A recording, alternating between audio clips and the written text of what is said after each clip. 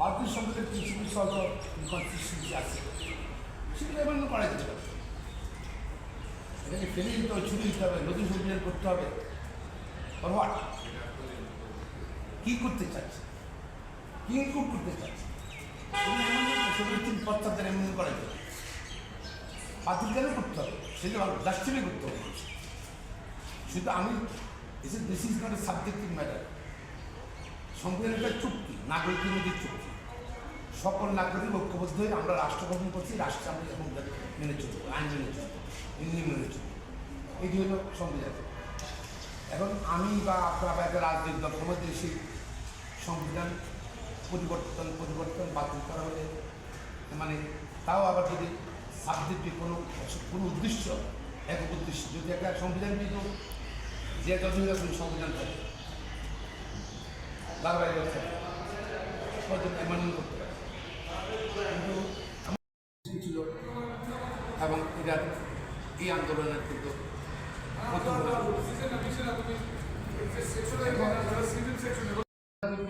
কোনো বক্তব্য দেয়, কোনো সিদ্ধান্ত নেয়, এটি কি আমার মনে হয় আমাদের যে জুলাই আকাশে কেন্দ্র করে সমগ্র জাতীয় ঐক্যবদ্ধ হয়েছিল, সে ঐক্যে ফাটল ধরবে এবং ফাটল ধরলে যেটা চায় সরকারের ভিতর বা অন্যান্য বাহিনীর ভিতরে গাপটি মেরা গত সরকারের লোকজন হয়ে গেছে, তারা এই সুযোগ নিতে পারে নিয়ে কিন্তু অস্ট্রেলিয়াদের সরকার চলে আসতে পারে। আবার এর মধ্যে আওয়ামী লীগ সুসংগঠিত হতে পারে, সময় বেশি কালক্ষেপণ করি, সাংবিধানিক সংকট সৃষ্টি হতে পারে।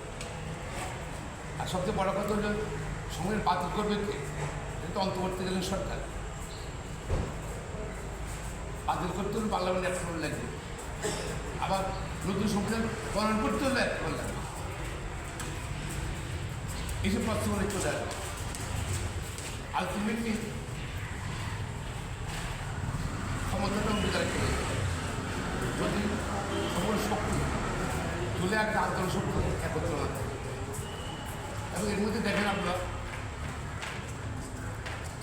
এবং এটা হয়তো কারো অন্য কারো কোনো মহাপরিবার অংশ হিসাবে এক দল আরেক দলের বিরুদ্ধে কথা বলছে, আন্দোলনের শক্তি ছাত্রদের সঙ্গে আবার মাঝে রাজনৈতিক দলের সঙ্গে কিছুটা পার্থক্য চলে আসছে।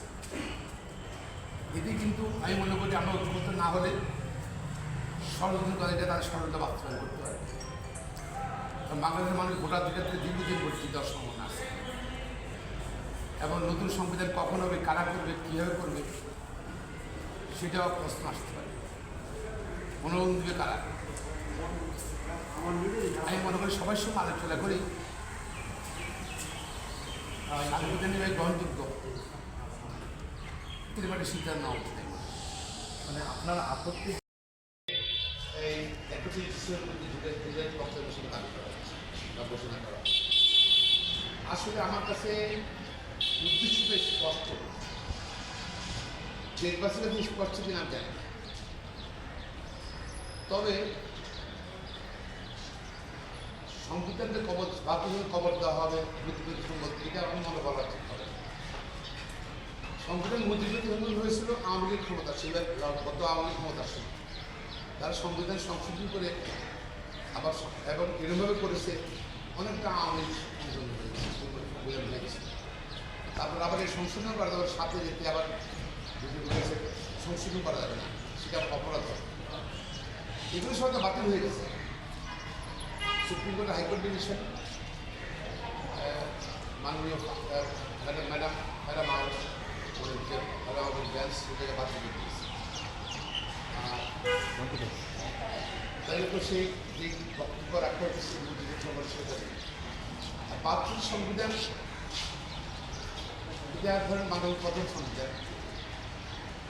এটা যদি সংবিধান হিসেবে করা হয়, তৈরি করা হয়, তখন কিন্তু অনেক ইতিহাস বাংলা বাহাত্তর সংবিধানের মধ্যে বাংলা ভাষা আন্দোলন, ছুটের গণঅভ্যুত্থান, একত্রের স্বাধীনতা বিপ্লব সবাই প্রতিফলন করেছে, প্রতিফলন করেছিল বাহাত্তর সংবিধান। এখন সংবিধান কবর দেওয়া হবে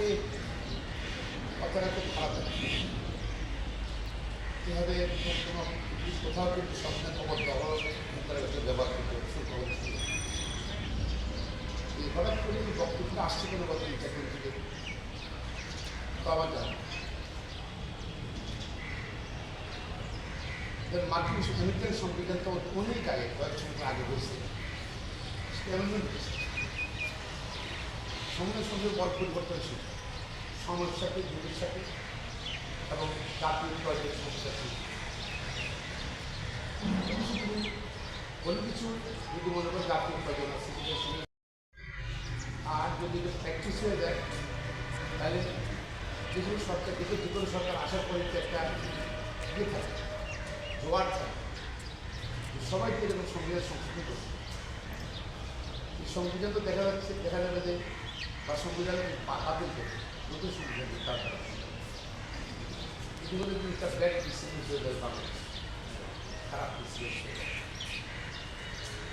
হঠাৎ করে বক্তব্য আসতে পারে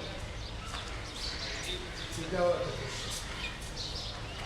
আমরা তো জুলাই আগস্ট আন্দোলন আমরা সবাই মিলে করছি, ছাত্র জনগণ আন্দোলন